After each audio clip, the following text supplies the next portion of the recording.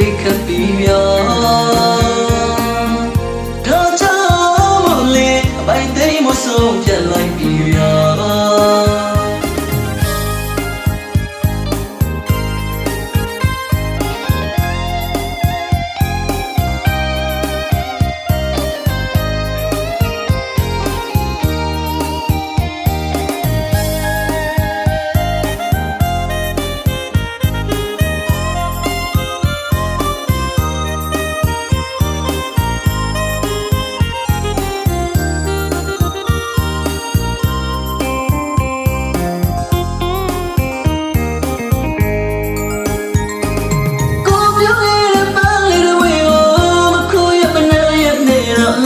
နေုံတတ်ပါဟော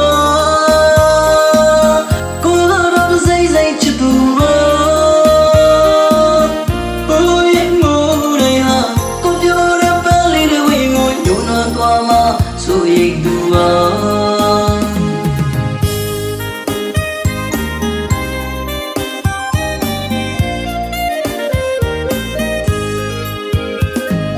ကိုစကြတဲ့ပန်းလေးတွေဝင်ကိုသူများ